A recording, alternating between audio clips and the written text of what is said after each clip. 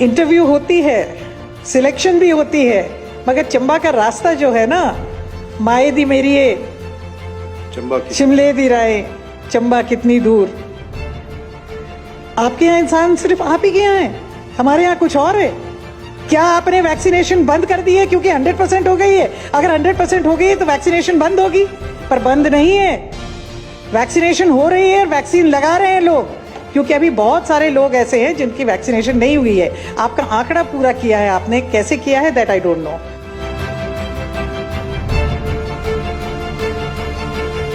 अध्यक्ष महोदय, उपाध्यक्ष महोदय, जिस तरह से चंबा मेडिकल कॉलेज की बात है, मैं अपने चुनाव क्षेत्र के कुछ जो इंस्टीट्यूशंस हैं उनकी बात आपसे पहले भी की, मैं फिर कर रही हूँ। आज सुबह भी मेरा प्रश्न लगा हुआ था, मगर अनफॉर्चुनेटली हाउस में नहीं आया, हम थे भी नहीं हाउस में। सिविल हॉस्पिटल केहार को लेके, सिविल हॉस्पिटल केहार की बिल्डिंग जो है उसको बनाने के लिए कुछ धनराशि की अभी आपने जो ज़रूरत है वो पूरी नहीं की है। मुझे तो उम्मीद थी कि अब तक जो है वो सिविल हॉस्पिटल कंप्लीट हो जाएगा, उसकी बिल्डिंग जो है कंप्लीट हो जाएगी, मगर ऐसा नहीं हुआ। साथ में मैंने आपसे आज प्रश्न किया था मॉर्चुरी को लेकर के, तो आपने कहा कि मॉडर्न मॉर्चुरी बनाने के लिए केहार में अभी कोई प्रावधान नहीं है। तो मैं आपसे निवेदन करूंगी कि केहार जो है ये एक बहुत बड़ा सेंट्रल पॉइंट है, थाना भी केहार में है, एरिया पॉपुलेशन बहुत ज़्यादा है, केसेस बहुत ज़्यादा होते हैं। मॉर्चुरी का यहाँ पे आप प्रबंध करें, जमीन यहाँ पे उपलब्ध है। दूसरी बात, आपने ये भी कहा कि अब यहाँ पोस्टमार्टम नहीं किए जा रहे हैं। उपाध्यक्ष महोदय, मैं 1985 में पहली बार विधायक बनी। जब मैं विधायक बनी तब भी यहाँ पोस्टमार्टम हुआ करते थे। ये नया क्या प्रचलन चालू हुआ, ये तो मैंने मान लिया कि जो रात के समय या इस समय पे कोई बॉडी आती है जिसके मॉर्चुरी ना होने की वजह से वहां रखने का प्रावधान नहीं है, उसको चंबा भेज दिया जाए।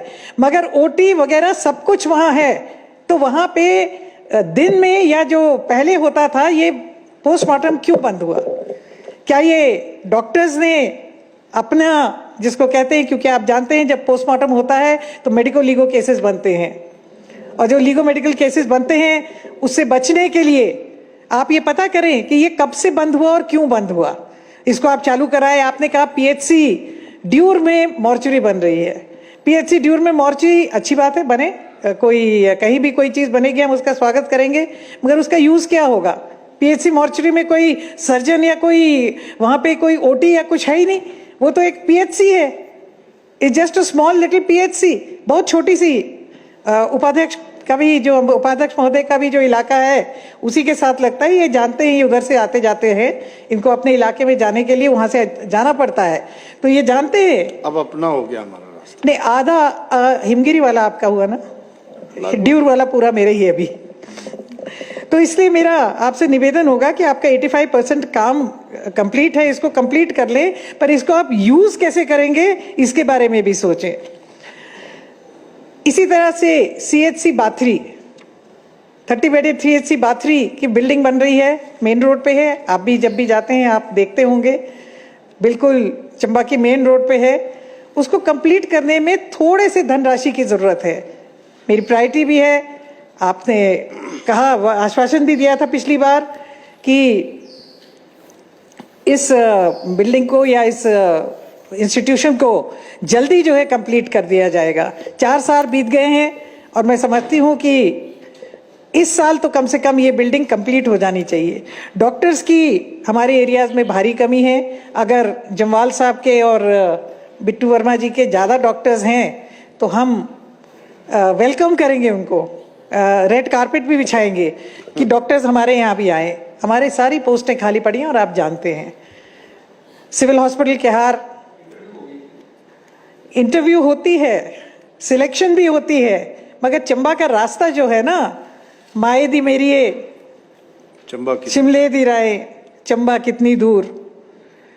तो चंबा कौन पहुंचता है और चंबा पहुंचने के आगे हमारे इलाकों में कौन पहुंचता है? हमारे यहाँ भी तो इंसान बसते हैं, आपके यहाँ इंसान सिर्फ आप ही के यहाँ है, हमारे यहाँ कुछ और है। मैं आपसे ये निवेदन करना चाहूंगी कि जो हमारे बिल्कुल बैकवर्ड एरियाज हैं, बिल्कुल बैकवर्ड एरियाज है, वो बिल्कुल ट्राइबल एरियाज की तरह है। वो ट्राइबल एरियाज भी उनसे आगे चले गए हैं। उन इलाकों की हालात देखें, आप आके देखें, मेरे सहयोगी आपके पीछे बैठे हैं, मेडिकल कॉलेज चंबा के हालात तो इनसे आप जरा पूछना, मेरे से ज़्यादा ये आपको बताएंगे कि वहाँ पे किस तरह के हालात हैं, किस तरह की वहाँ पे जो आउटसोर्स पे लोग लगे हैं उनको किस तरह से प्रताड़ित किया जाता है, शोषण किया जा रहा है। आपकी आउटसोर्स पॉलिसी क्या है? एक जवाब जो है पिछले कल माननीय मुख्यमंत्री महोदय ने दिया है, हाँ, वित्त विभाग का प्रश्न था जिसमें कितने लोग लगे हैं पिछले 3 साल में, तो आपके विभाग का जवाब है 6,253। ये 6,253 आपके विभाग में लगे हैं या आउटसोर्स में लगे हैं? मैं आपसे जानना चाहूंगी।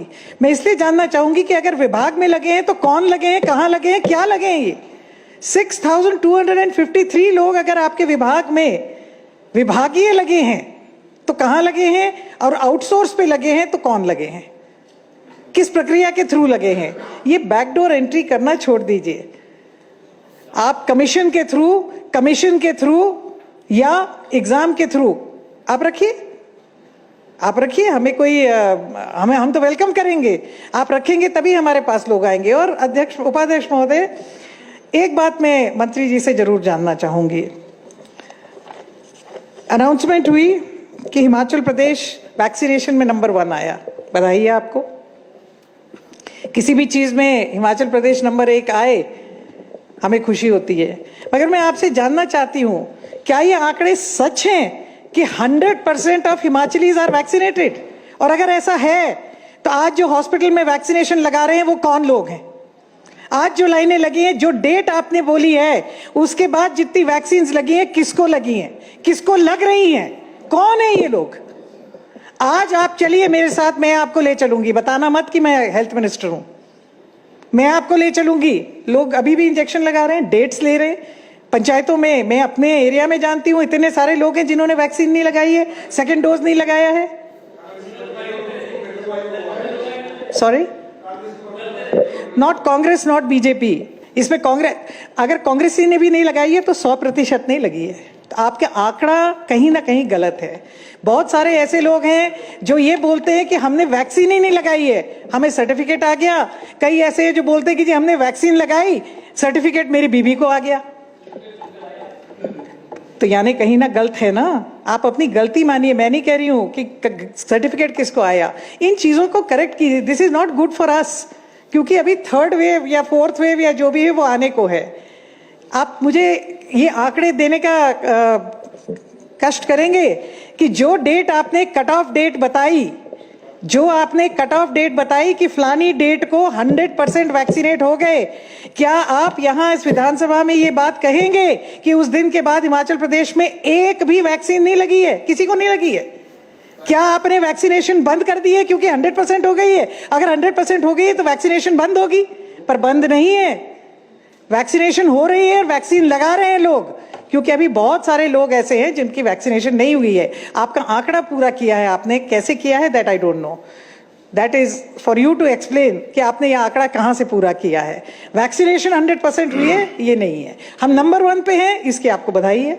हम 99% भी अगर होंगे तो भी नंबर 1 पे होंगे, 98% पे भी होंगे तो भी नंबर 1 पे होंगे, पर कम से कम हम सच्चाई तो बोले कि हमारे अभी लोग बचे हुए हैं। वैक्सीन हेजिटेंसी कहीं कहीं अभी भी है। उपाध्यक्ष महोदय, आप भी जानते हैं, मैं भी जानती हूं, आपके एरिया में भी है, मेरे एरिया में भी है, वैक्सीन हेजिटेंसी है। आपके प्रशासन वाले हमें निवेदन करते रहते हैं कि इनको मोटिवेट कीजिए।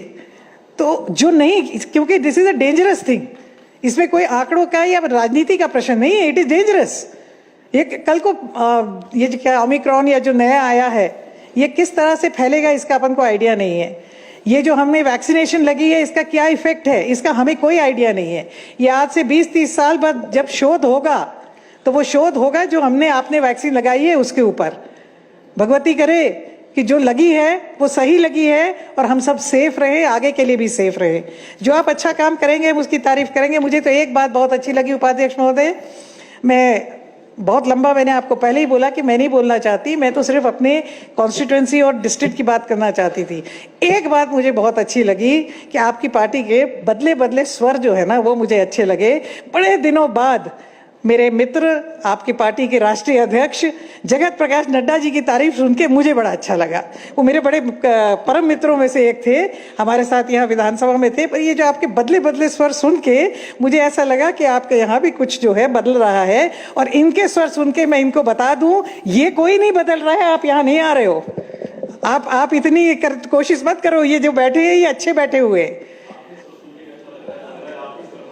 हम तो आने ही वाले हैं, हम तो आने ही वाले हैं। प्रश्न सिर्फ महीनों का है। अब प्रश्न जो है महीनों का है, प्रश्न महीनों का है। हमने तो आना ही है। उसका ट्रेलर हम आपको दिखा चुके हैं। फुल पिक्चर का इंतजार कीजिए, फुल पिक्चर का इंतजार कीजिए। 4-0 के बाद फुल पिक्चर का इंतजार कीजिए। आप इधर, हम उधर, ये तो निश्चित है, ये तो निश्चित है। पर आप अभी जहां हैं वहां बैठे रहें। ये जो सोच रहे हैं कि हम वहां आएंगे, मैं इनको नसीहत दे रही हूं कि ऐसा नहीं होने वाला है।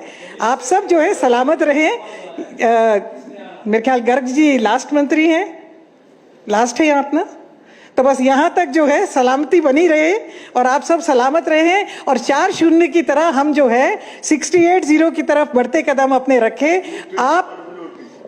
आप हमारे जो ये इंस्टीट्यूशंस हैं, विशेष करके मेडिकल कॉलेज चंबा, विशेष करके जो हमारे इंटीरियर के जो जहाँ पे हमारे पोस्ट वेकेंट हैं, विशेष करके जो हमारी मशीन्स नहीं चल रही हैं, विशेष करके मैंने जो आपको कहा CHC Bathri, CHC Salooni, civil hospital बना दिया आपने उसको, पर सिविल हॉस्पिटल केहार, इन सब में जो खाली पड़ी पोस्टें हैं इनको आप भरने का और इनमें जो रिक्वायर्ड सुविधाएं हैं उनको देने का आप प्रबंध करेंगे तो हम आपका बहुत बहुत धन्यवाद करेंगे। और मैं उपाध्यक्ष महोदय, आपके माध्यम से मैं एक बात जरूर कहना चाहूँगी।